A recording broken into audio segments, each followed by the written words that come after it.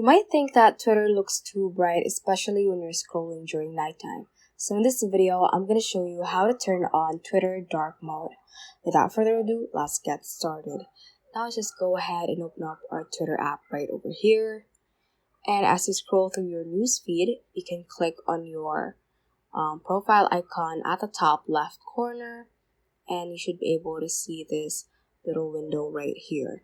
Now below that, at the lower left, you should be able to see the sun icon or the light icon. Just tap on that, and immediately you will be able to see settings about turning on the dark mode, and you have some options right here. So first, you can automatically turn on the dark mode with this toggle button right here. So just tap on that, and you can also opt to use your device settings. So setting the dark mode to use the light or dark selection located in your device display and brightness settings. So basically it will match the theme of your phone. So when your phone is on dark mode, Twitter will also be in dark mode.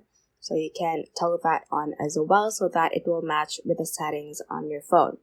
Now for the theme right here, you can opt to have the lights out theme or the dim theme. So for lights out, it looks like this one. It looks more dark. As for the dim theme, it looks a bit lighter, but it's also under the dark theme. So that is how you can basically turn on Twitter dark mode.